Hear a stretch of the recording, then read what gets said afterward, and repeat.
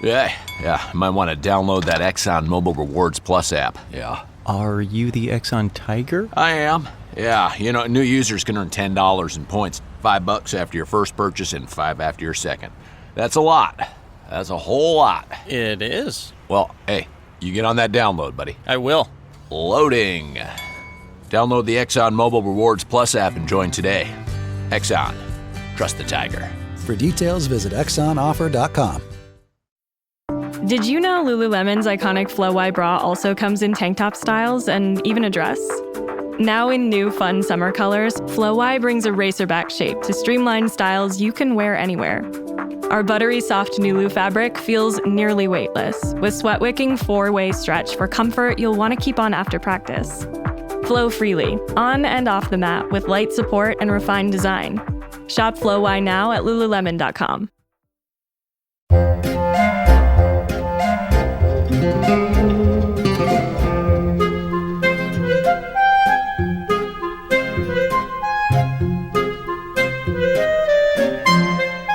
Hello and welcome to another episode of Lexx Education. It's the comedy science podcast where comedian me, Laura Lexx, tries to learn science from her nerdy, normal, younger brother, Ron. Hello, I'm Ron. Hello, Ron. Hiya. How's your life finding you on this blazing Sunday morning? Not so bad. It's only 31 degrees at the moment in Belgium. Not too shabby. No, that's hot, but like enjoyably hot, Yeah. I feel like this heat wave has been less muggy and soupy than the first one. Yeah. The first one was thick hot. It's been astonishingly too hot this week, but it hasn't been as muggy. Well, I mean, it's been a clean 7 degrees colder here than it was during the last heat wave, so. Oh, see, we're back up to where we were. It sounds stupid, but it just feels like a different heat. Yeah, no, I was thinking the same thing yesterday. Like here, I walked you go outside. like 10 kilometers yesterday. Yeah. It was fine. Like yesterday was hot, but if you close all the windows in the house, you can kind of keep the house bearable and close all the curtains and stuff. Whereas in that other one, it was just like, oh no, it's just flaming hot, whatever you do. I don't know what to do. But today's very windy. It's very windy. That's I had nice. a terrible night's sleep. Oh no, me too, actually. Here's the thing, Ron. You have to have the windows open because it's so hot, right? And then it's nice that it's windy. But my curtains are those curtains that have the metal rings that go along a curtain bar. So when the curtains jangle in the wind, they click all night. So I'm thinking of taking the curtain pole down and covering it in fuzzy felt material. Yeah, I wonder if you need to do that, or if you just weave a rope through the curtain loops as well to absorb jangle. But then won't the rope just fall underneath and sort of go through underneath the curtain rail? Well, I think that you kind of do it in such a way that you're kind of tying the loops to the pole, if you see what I mean. Yeah, I just wonder about gluing ribbon to the pole, just making the pole a non-metallic finish. Well, here's the thing. I think your way is more certain to work, but then you've fucked your pole with a bunch of ribbon, and in a week when it's not this hot, you're going to be like, oh, there's ribbon on my pole. I'm suggesting, why don't we try non-drastic measures? I don't fully understand your measures. I'm going to weave a rope round? What? Yeah. I just think that's going to fall underneath the pole. No, you're not just... No, but you're imagining just threading a rope through and letting it lie loose. No. It's going through the loops and around the pole, and it's kind of tying the curtain loops to the pole to prevent jangle. But then I can't open the curtains. Yeah, you can, because it's a rope. But then it's going to fall and move. I very specifically need the top of the hoop of each bit to not touch the top of the pole. What are the odds of the rope always being between those two things? No, you're not understanding. That's no, I'm fine. not. You ribbon up your pole. I'm going to make a maple. I hate the night jangles. So annoying. So annoying. I got night jangles. I got vet bills to pay. How are the dogs? They're okay, I think. I felt a bit mean yesterday, but they rang and they were like, Mackie has had a bit of diarrhea. And I was kind of like, good. Good. She deserves to shit herself for what she's done. Yeah. But I feel a bit bad for Mackie, actually, because I'm pretty confident it's going to be Yuzu that has led this expedition. And Mackie would have just been passed out in the corner, but there's no way we can't get her treated because, you know, we have to be sure they're both okay. Pets are a pain in the arse. Yeah, I do love them. I have, with my new positive outlook mentality, instead of like just lamenting this weekend, as soon as it seemed like they were probably going to be fine and like, okay, we're fine here, I have lent into just enjoying a weekend without them. Yeah, fair. I'd live a petless life if I could. But you can't. No. You love a mad Austrian woman. Yeah.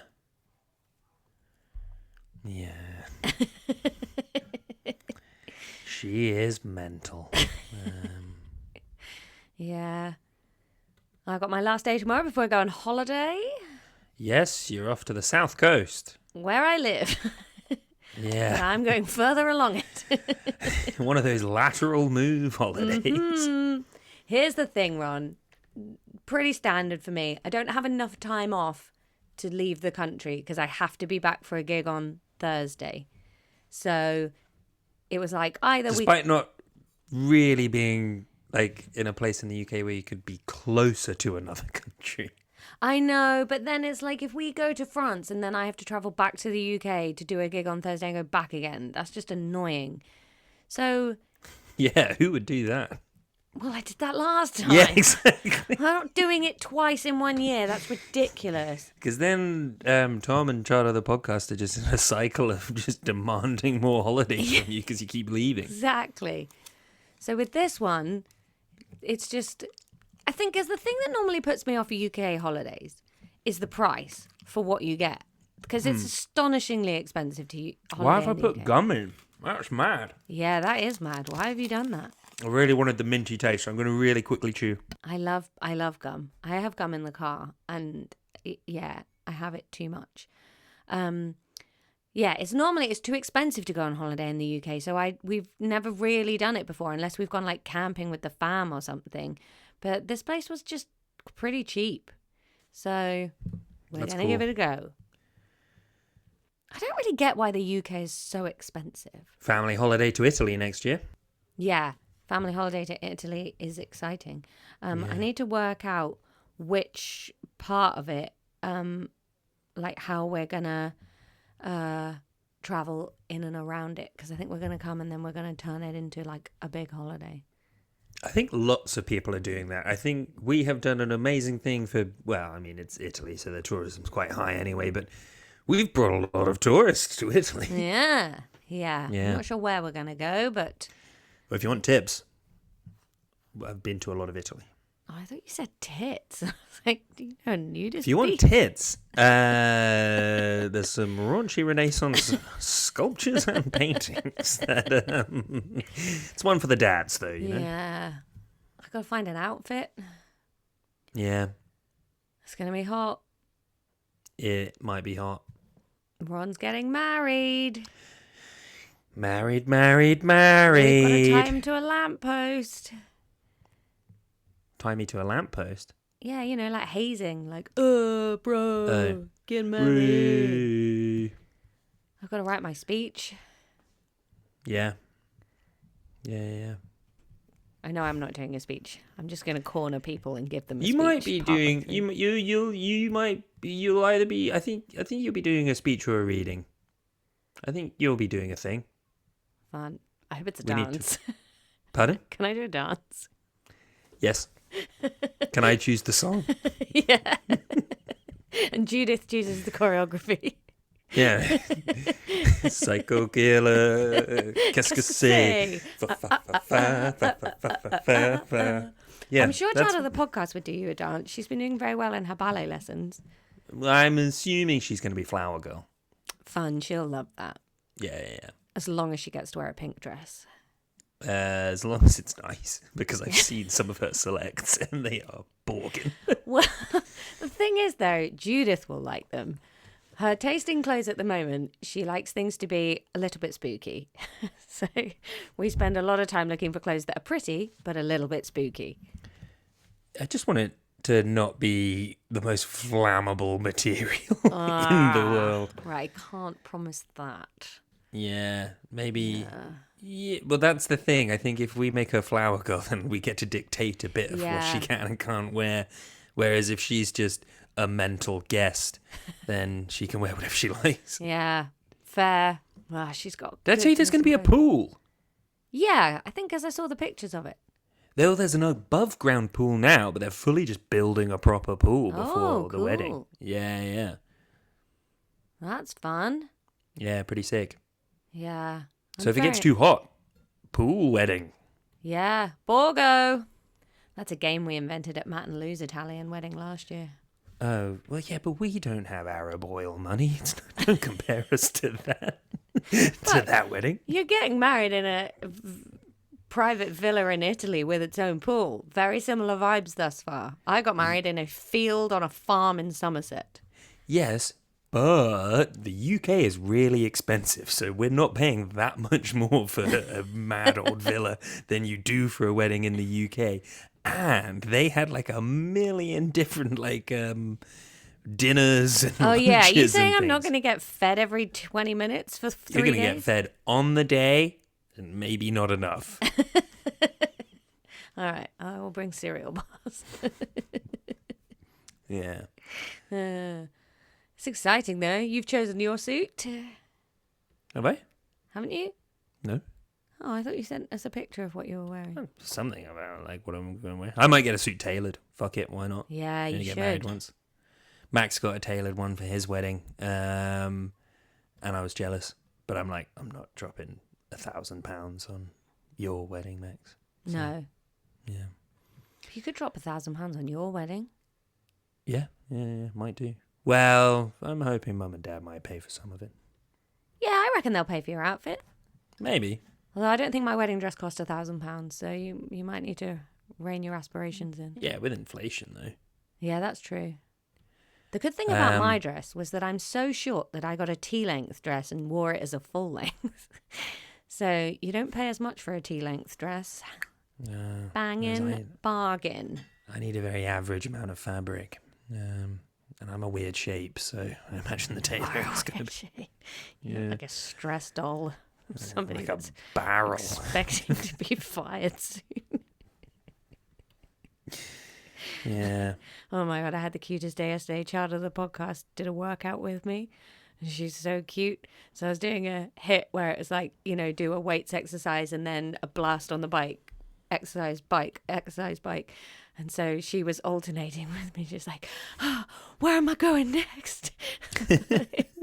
She's doing everything with the little 1 kilo weights, and she can't lift 1 kilo with an arm, so she's having to do it with 2 arms, like lifting her little kilo above her head. It's like, oh God, you're so cute.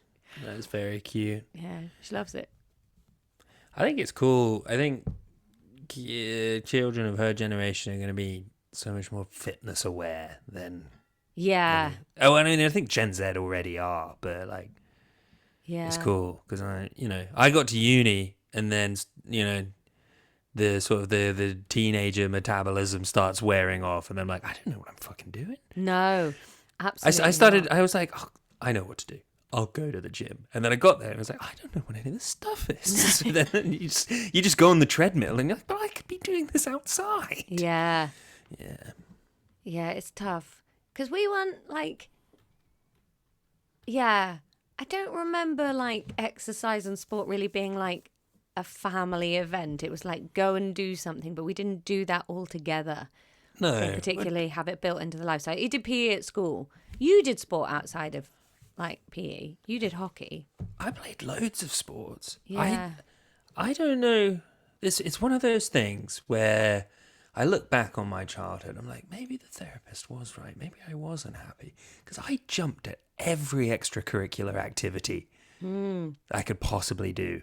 I was in plays. I was doing the sound and lights for plays. I was showing mums and dads around like the thing where you Yeah. you go view the school. I was selling Bakewell tarts to people before plays. I played every sport, even though I was bad at most of them.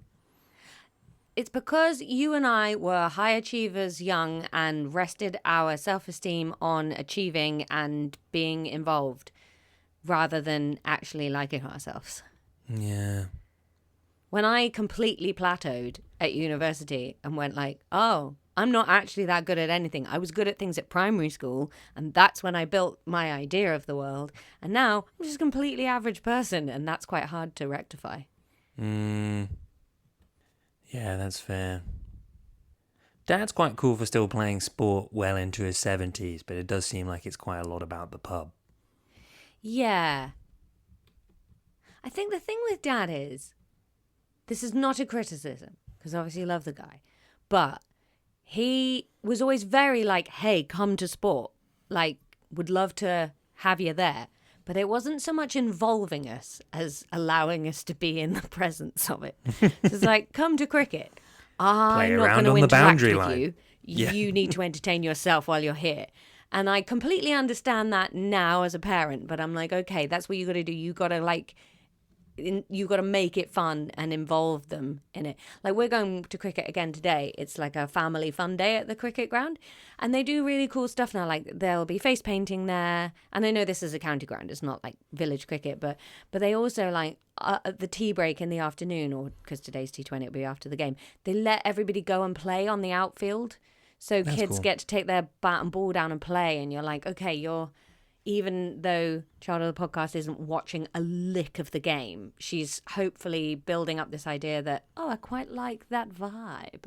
Yeah. Maybe that's more cool. of that in my future. Oh, and I went to see her little ballet class end of term dance this week. It's so cute. They're so shit at it. It's like 15 little 3 and 4-year-olds.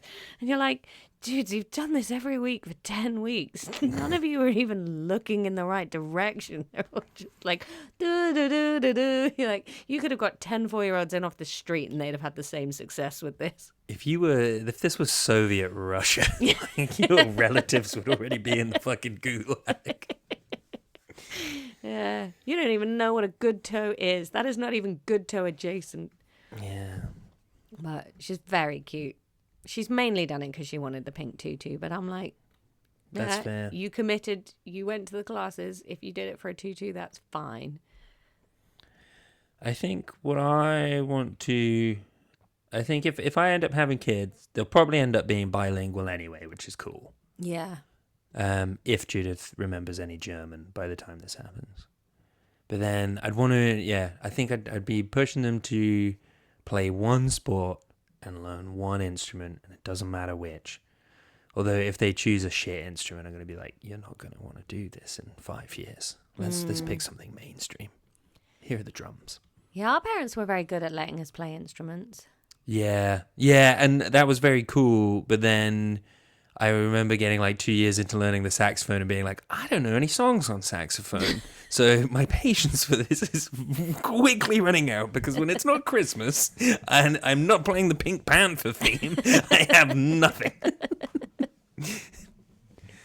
Whereas guitar, loads of songs that feature a guitar. Yeah. Yeah. I quite liked playing the flute. I did flute, piano, and for a brief time violin.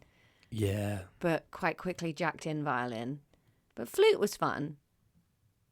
I've sort of been toying with the idea of going back to like a musical lessons now. I'm a bit older. It'd be Clap fun. a beat for us, Laura. No.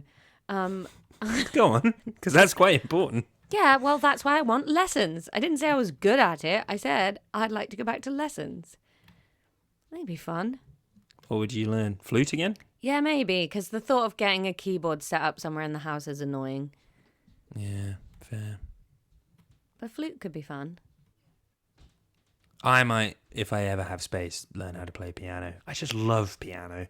And whenever I see someone really good at it, I'm like, that's so cool. Yeah. Yeah, it is cool. Piano is cool. And I love the sound of a piano. And, like, you can play anything on a piano as well. Yeah. I did buy Tom a keyboard a few years ago, but then he just never used it. Yeah. I can't remember who we gave it to in the end. Did we give it to you? No. Okay, we gave it to you then. Okay, fun. Where did you leave that? Okay, here's a story that I've been hoping I would never have to tell. When Judith and I left Brighton, we were packing everything up, and I really wanted to take the keyboard because I knew we had quite a lot more space on the other side, but we did not have space in the van. So we put the keyboard, in that little coal shed outside of our flat. Yeah. And then I sent pictures in the Miss Galabalo Posse group pic of where it was. And then we did this whole exhausting move. It took a really long time. You guys messaged in there, what are these pictures about? And then it just all got away from me. I never told you what the picture's about. The keyboard may still be there. All right, fair. I mean, Tom's never questioned where his keyboard is, so I'm sure he doesn't care. No, and I wish I'd taken it because it would be nice to play the keyboard. Yeah, well, maybe it's still there. Come down and Maybe. stay and we'll go and have a look. Just creeping. Nosing around somebody's coal shed. Yeah. Oh, I'm sticking to the chair. Well, shall we do science? Yeah, I guess so. But we've moved on, haven't we? Aren't we on a different subject? Well, we're on nucleotides. We've only done one lesson of nucleotides. Oh. Right. In my head, I was like, we've done amino acids. Maybe we're on to like zebras or something. But no. No, we have... Still tiny little boring assholes. Yeah, we've just got nucleotides to finish off. Mm-hmm. Then ATP, water, and ions. And then we're done with this molecular biology stuff. Okay. Then we move on to cells. Cells. I think. Like the one housing the man in the iron mask. The one housing the Count of Monte Cristo. The one housing Fred and Rose West. Oh. Wow. The one that should be housing Benjamin Netanyahu. There's well, you know what's mad? There's so many people you could have said then. Yeah. Yeah. Loads. Fun. No, I just went for a punchy one, Yeah. Did you watch the football last night, Ron? No, I was asleep. I watched the main bit of the game once I got in from a gig, and then it went to extra time, and I was just like, oh, fuck this. And I know that this is insane because I have listened to approximately 300 hours of cricket in the last month, but football's too long and boring. Oh my god. On Friday, I watched my first bit of a game. I watched the first 15 minutes of Belgium v Spain after waiting with friends at the bar for 2 hours for it to start. I wasn't drinking, so I was so fucking bored. Yeah. And then I got 20 minutes in. Nobody's really there was one ooh moment in that 20 minutes. And it's like, sometimes you go in rugby a long time without scoring, but there will be those tense moments where you got the lines like pushing towards the try line, whereas those moments are so fleeting in football. God. That's exactly how I feel with cricket as well, where I get why people say it's boring because it's long and blah, blah, blah, but every ball that comes in could be anything. So it holds my attention, and you're like, over the course of an over, you're building a thing, you're like, right, I'm going to do these two balls and get them to think this and da-da-da. And I can really see that and feel that. Whereas with football, I'm like, well, they're in the middle of the pitch. It's not going to be anything. With sport in general, because I enjoy watching a game of rugby, but I have it with that as well. I don't know if you've got this for cricket, but I found out England won the game yesterday. I feel nothing. No. I cannot empathise. I don't know why people care. I'm glad they're still in, but only because I like a group event. I like a thing going on. So I'm kind of like, oh, that's fun. the party's not over. Like, you know, there's still an air of, hey, are things going on? But I don't care that it's football at all. No, but like if England won, well, I presume they do half the time because there's only 2 teams. But like, you know, when England wins the Ashes or wins the Cricket World Cup or whatever, do you care?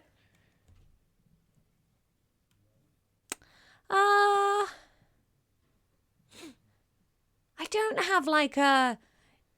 No, it doesn't really affect my mood, but it is fun. So like England have just absolutely spanked India in a T20 series, like 4-0 whitewash, absolutely creamed it. There is something really exciting about going, we've got a young team that are really good. That means our grassroots is really working. People are coming up, and like our England women got to the final of the World Cup in the T20 last Sunday. And like we got trounced by Australia last Sunday. So that was quite like deflating to watch because we'd been really excited about going to the pub and then like deflating. But I don't know, I think I've just got other things going on in my life, so I haven't thought about it since. I'm just like, hey, we got to the final. That's cool. That means like things are really good for women coming up in cricket. And like yesterday was a pretty momentous day because it was the first ever women's test at Lord's. So it's like barriers being broken down and stuff. So it's like, it's deflating when you're watching it to go like, oh, we're not as good as these other people.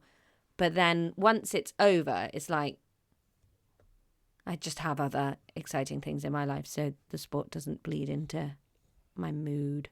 Yeah, fair. It's like religion for me. But I think, I don't know, it must be the same for people who follow football, but like with the cricket, you have a sense of what each of these players can do, and there's a parasocial relationship that builds up. So when somebody gets out or somebody's doing well or somebody's not on form, you're like, it's almost like watching a film where you're like, what's going on with them? Why is that not firing? Why are they like susceptible to this one bowler? Or I guess in football, you'd be like, that defender just knows what to do to stop them being able to be good at it. And you're kind of like, you understand the personal of the player, so you're invested. Yeah, fair. But anyway, Laura. Yeah, nucleotides. Nucleotides. So, last time we kind of went through the general structure of a nucleotide. You have your phosphate group, you've got your pentose sugar, and you've got your nitrogenous base. The nitrogenous base is what makes it a thymine, a guanine, a uracil, an adenine, or a cytosine. We remember these? Yes. What were you just spooked by? A door slammed in this house to the tune of making my cellulite wobble. And I don't know if it was the wind that caught it or child of the podcast has finally lost her shit with husband of the podcast and just left home. It's so cute. He's not feeling very well this morning and she's trying so hard to remember this. But she's just like, he's my indestructible dad that I'm allowed to just headbutt whenever I feel like it. So she just keeps like running up to him and then you're like, oh, not feeling great. She's like, yeah, I remember. You just see her like fizzing to just twat him in the nuts. He can't have feelings. I want to play. Laura, just like all enzymes end with A's, how do we know that something's a sugar? O's.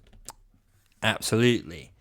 Do you know the sugar that is in DNA? In DNA. What's DNA? Deoxyribonucleic acid. Okay, very close. Deoxyribose. Oh. Nucleic acid. Damn it. So if you knew that word fully, you'd have been able to get it. I'm always missing the one crucial part. So deoxyribose is the sugar that makes up your DNA. RNA is just ribose. It's got the oxy, but deoxy doesn't. Oh, Oxy was a really big brand of spot wash when I was a teenager. Oh, yeah? Did you ever have Oxy? Don't remember. No, I think it was Clearasil for me. So deoxyribose and ribose. I was a teenager in the era of Hey, what if we put loads of little plastic beads in Oh, this yeah. face Yeah, that wasn't good. No, and like, it seems obvious at the time that that's bad, but when you're a teenager, you're just like, well, surely they clean this out the water before it goes Yeah. anywhere else. Now we know we all should have been using St. Ives apricot scrub that just had bits of apricot pip in it. Oh, I love that stuff. Yeah. I just bought a new mitt for the shower that's an exfoliating mitt, and it's amazing. I feel great these days. That I just lost makes a me think kilo in of the dead pumice skin. stone. Oh, yeah. Mum and Dad had a shower room, and Ron would often shower in there. I don't know why. You got to use the shower room. None of the rest of us were allowed to go in there. I think it's because I never bathed. I always showered. Yeah, and maybe your legs were too stubby to climb over the side of the bath or something. Maybe. We were worried you'd drown in it like a little woodlouse. So anyway, he would use Mum and Dad's shower room, and then one day, second best Ron quote ever, he said, can I use my own soap though? Because I don't like your soap, it's too hard. And Ron had been using a pumice stone as soap. Fervently wishing it would lather. Yeah. It's a bad time. Second best Ron quote after, my bum's been sick. When Ron had diarrhea one time. Yeah. My funny boy. My bum's been sick. That's what it is. Yeah. It was just very funny. Anyway, Laura, just like in all sugars, we number the carbons in the sugar, okay? Do we do that in all sugars? We do, yes. Yeah. So, for example, glucose is a hexose sugar, so it has 6 carbons. Ribose and deoxyribose are both pentose sugars, so they have 5 carbons in them. Now you're thinking, is that why they're a pentagon? And it kind of is, yes, but not every corner of the pentagon is a carbon because, same as with glucose, one of them's an oxygen. Voing. Right, so I've got a pentagon here, and then they're labelled 1, 2, 3, 4, 5, and O. That's the oxygen, I guess. That's the so oxygen, the yeah. 5 is coming off. Oh, God, it's too complicated. Coming off the number 1 1 carbon. to 5. Yeah, but the 5's gone off on a wander, and then there's an O. Well, yeah, so the 5 is off on a wander. That's connected to the phosphate group. Yeah. The 1 is at the other side, is connected to the nitrogenous base. Coming off of the 2 carbon, this is where you get your hydroxyl group, which the lack thereof makes DNA deoxyribose because it doesn't have the hydroxyl group hanging off of that second carbon. Okay? Wait, is So- it deoxy or dioxy?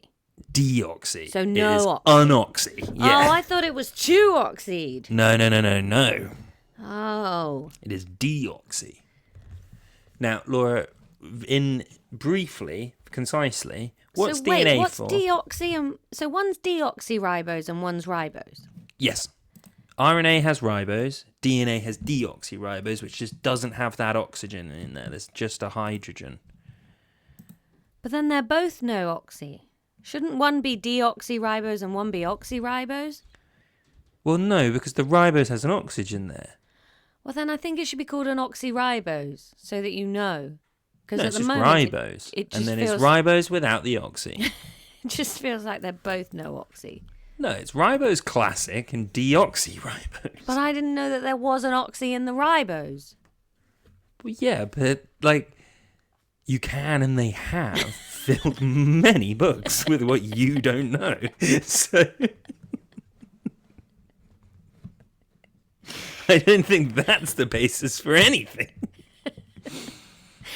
Well, they should have run some of this by a layman, such as myself, and I could have just given everybody some hints on how to make this more accessible. First one being, how about oxyribose and deoxyribose? clearer. ONA doesn't have... RNA has a better ring to it than ONA, though. I have no idea where RNA comes from, though. Ribose nucleic acid or Where does the M deoxyribose. come from? Pardon? Oh, Nucleic acid. DNA. RNA is ribose nucleic acid. Yeah. And then what's mRNA? Messenger RNA. Messenger ribose nucleic acid. Exactly. And then you have tRNA, transport ribose nucleic acid, and rRNA, ribose nucleic acid. Now it's starting to sound like it's like ribose nucleic acids, like it's like a Rothschild giraffe kind of thing, like ribose discovered it all. This is ribose nucleic acid. Ribo was a terrible English Ribose. It's not ribose. But if he had discovered nucleic acid, then it would be ribo Oh, possessive I apostrophe. see. Do you see what I'm doing? Like Yeah, he's a sure. terrible English Victorian man who's just turned up like somewhere. this is Pento discovered this sugar. This Yeah. is Pento's sugar. Yeah, exactly. Yeah. Yeah. Okay. You know? That's something. Laura, Yes. briefly, what's DNA for and what's RNA for? DNA is a recipe for making proteins. Yep. And RNA? Well, RNA is something else. So, both DNA and RNA are involved in the creation, well, the sort of the transcription from the genetic code to making proteins. DNA is the long-term storage of that. DNA gets passed down generation after generation. Your DNA roughly doesn't really change throughout your whole lifetime. Sits in your cell. We transcribe the bits of it that we need, and we make proteins out of it. RNA is the short-lived partner of DNA. So all of your DNA sits within the nucleus of the cell. We don't take DNA to the ribosomes to make protein because DNA is fucking massive. It's one of the biggest molecules in a cell. So what they do is it's like for safekeeping in your nucleus, you have stone, you have it all carved in stone. Yeah. In a mountain. You're never going to lose it, and it's never going to get washed away, okay? But Never you gonna can't give you up. you can't take chunks of the mountain to the factory. No, the So factory what you- must come to the mountain. No. So what you do is you go to the mountain and you take nice wax crayon rubbings of the bits that you need on paper, and you take those to the factory. And that's tRNA. That would be mRNA. That mRNA. Okay. This is really good teaching, Ron. Thank you. So the RNA is temporary. So you get your your rubbing of the recipe. You take it out there, but it's gonna get tatty after a couple of different goes. Okay, that is one of the ways that, like, once you make one RNA transcription, you don't just keep making that protein forever, because eventually it's all gonna fall apart. Yeah. Now, all of this is because of this one oxygen atom in that sugar. The difference between these two things. Because remember when we were talking about electronegativity, and the oxygen is very, very greedy and it pulls in the electrons in between itself and hydrogen, because hydrogen is very weak. It's just one proton. It doesn't have much pulling power. Remember that? Yep.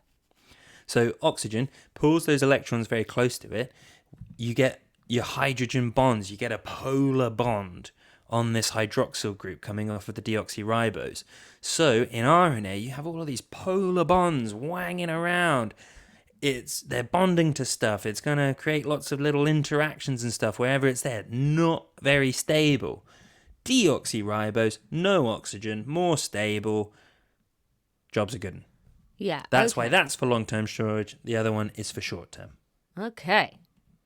That's DNA and RNA. Yeah, I think I understand that. Lovely. Okay, what else do we need? So, Oops, I think I said something wrong last time. Uh-oh. So do you remember last time I was talking about we get all of the phosphate groups joined together? Um. No? Good, because that was wrong. Yeah, good. I didn't really understand that bit anyway. Well, basically, so the phosphate groups are part of sort of the backbone of the... Oh, yeah, they make like a spinal column. Yeah, but the sugar is part of it too. So I'm just going to... It's the sugar phosphate backbone. That was my bad. Okay. There you go. Here's the picture of that. The phosphate group joins to the 3-carbon of the sugar above. The 3-carbon connects to the phosphate. The phosphate connected to the pentose with the nitrogen-containing organic base just off the side. The pentose connects down to the ester bonds between the phosphodiester bond and this sugar phosphate backbone with another little red square that doesn't have a label. Well, what's the red square, Laura? It's the... There's only 3 parts of a nucleotide. The O bit. O? Oh, Laura, your pattern recognition has to be better. Nitrogenous base. No, Yeah. that's the nitrogen-containing organic base, I reckon. It's the... No, they're all there. All the things I know about are there, Ron. There's 2 of them! There's 2 nucleotides! But why have they made it a different colour? Because there's different ones, isn't there? Oh, bloody Different hell. nitrogenous bases. Oh, yeah, to make it a guataca. Exactly. Yeah, okay. Yeah. Sorry about this.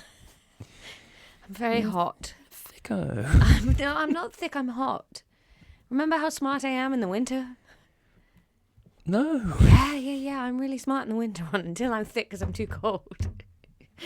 But do you know for that sweet, sweet autumn genius that I have? Yeah, I don't remember yeah, that. yeah, you know what I mean. Those beautiful October months where we don't do science, we do Halloween. And I'm real clever.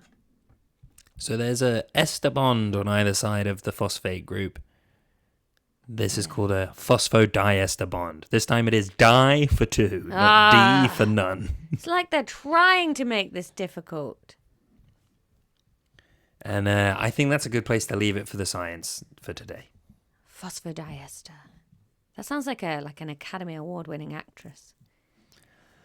Yeah, some phosphodiester. Yeah. My dad was Bruce Diester. Yeah, I'm sort of ethnically ambiguous, and it just means that everybody likes me. And I don't state my views. Ever. But I do look killer in a little bit of Schiaparelli. And I look great in these denim. Denim? Denim. Well, good work, Ron. We're going to have a little break in records for a week while I go and sample the Gallivant. delights of Dorset. And then, yeah. Happy days, everybody. Thanks for listening. These happy days are yours and mine. These Happy days are yours and mine. Lexx Happy Education. days.